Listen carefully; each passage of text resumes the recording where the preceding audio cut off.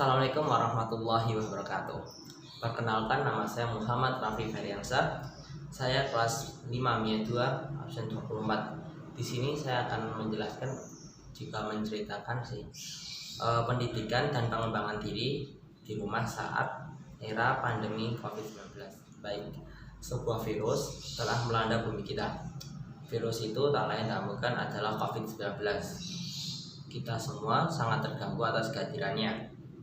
Bahkan negara yang aman damai ini, Indonesia, juga terganggu karena kehadirannya. Hingga semua orang merasa dirugikan. Bahkan sampai ada yang kehilangan pekerjaannya karena hanya virus COVID-19 ini. Juga tak lupa sebuah kegiatan, sebuah apapun seperti peribadatan juga terhalang akibat COVID-19 ini. Salah satunya yaitu kegiatan yang berhubungan dengan kehidupan lingkungan hidup, yaitu adalah pendidikan. Pendidikan adalah sebuah kunci terbesar dalam kehidupan. Suatu kehidupan jika tidak ada pendidikan ibarat malam tak kunjung siang. Jadi dalam pendidikan itu yang kita cari adalah sebuah ilmu. Ilmu itu ibarat seperti cahaya. Semakin banyak kita menuntut ilmu, semakin banyak kita mengumpulkan ilmu, maka semakin banyak pula cahaya yang kita terkumpulkan. Maka dengan cahaya itu kita dapat mengetahui mana jalan kita, mana yang akan kita tempuh, mana yang baik, mana yang buruk kita, mana yang akan kita tujukan, bagaimana kita akan mencapai cita-cita yang kita inginkan dengan cahaya tersebut. Ibaratnya seperti itu.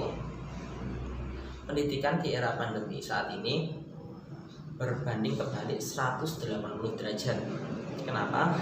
Karena banyak sekali perbedaan fisik maupun intelektual. Seperti contoh dahulu ketika kita mau berangkat sekolah, kita harus siap-siap menggunakan baju sekolah, lalu tidak sampai kelas kita menunggu gurunya.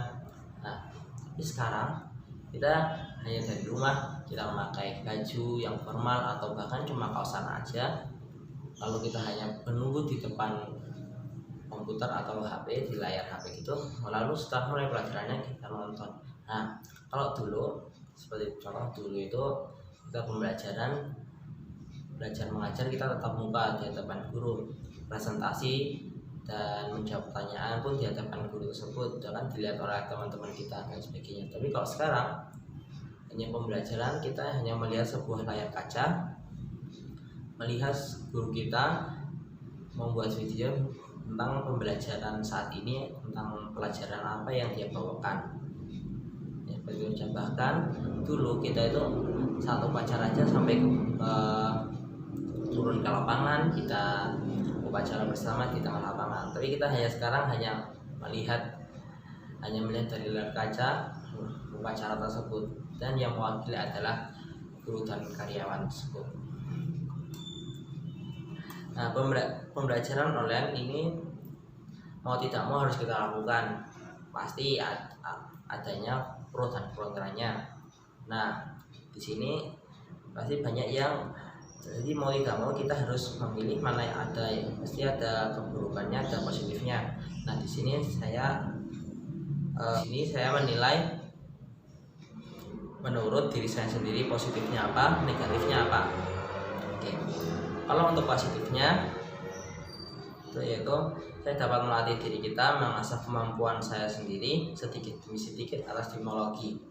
Karena kenapa saya teknologi itu sangatlah kurang atau bahasanya kudet. Maka dari itu saya belajar sedikit demi sedikit tentang teknologi ini di masa pandemi saat ini, kan sangat berguna saat ini. Lalu yang kedua yaitu saya memanfaatkan waktu yang cukup lama untuk mengasah kegiatan yang saya inginkan. Seperti contoh kegiatan yang saya inginkan seperti saya memelihara ikan gapi contohnya.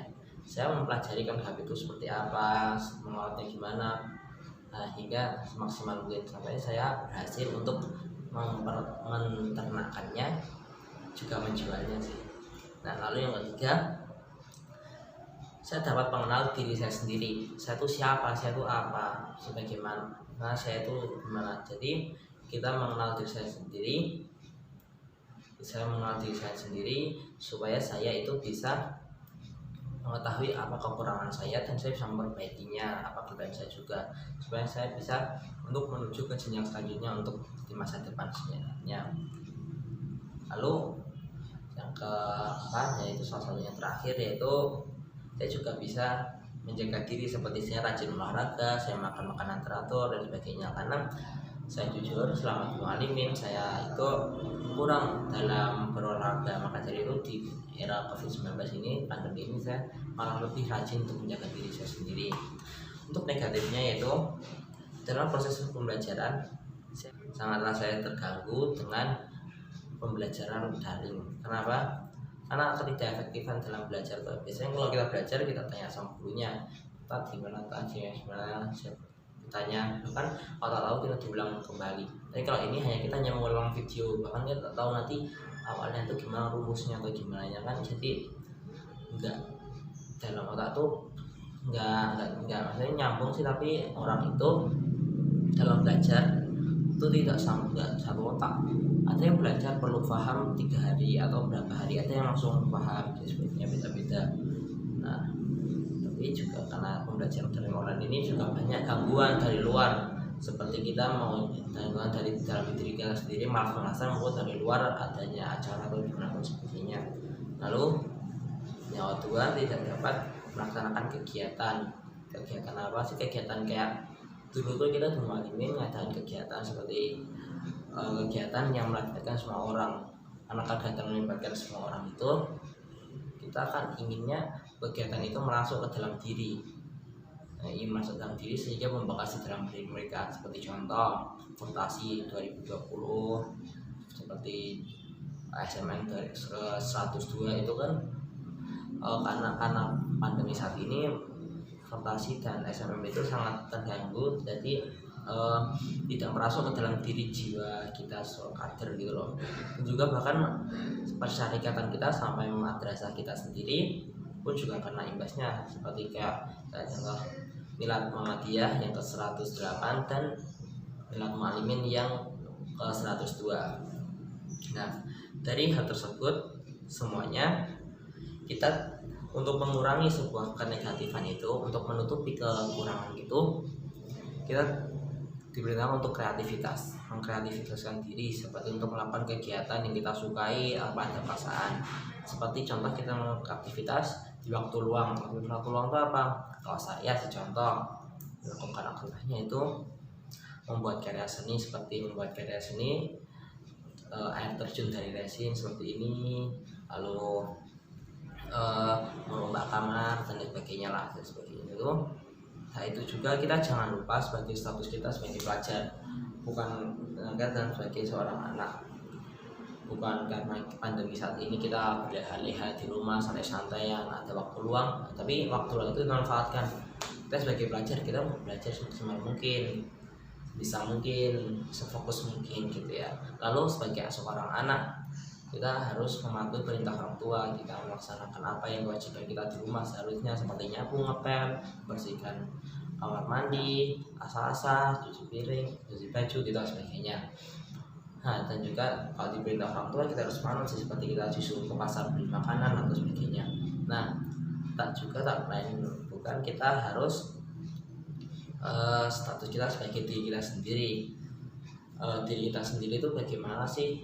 Diri kita itu kalau untuk diri kita sendiri, apa yang kita senangi, kewajiban apa yang harus kita lakukan. Semua orang untuk diri sendiri itu berbeda-beda. Seperti kalau saya contoh itu, saya kewajiban saya itu memberi makan hewan peliharaan, menyiram tanaman, atau seperti kita olahraga, atau kita melakukan hobi-hobi yang kita inginkan, atau kita mengejar prestasi yang kita mau. Nah, dari tersebut kita melakukannya dengan senang hati. Nah, jadi di masa pandemi saat ini, COVID-19 ini, kita diperlukan untuk belajar sekreatif mungkin dengan keterbatasan yang ada.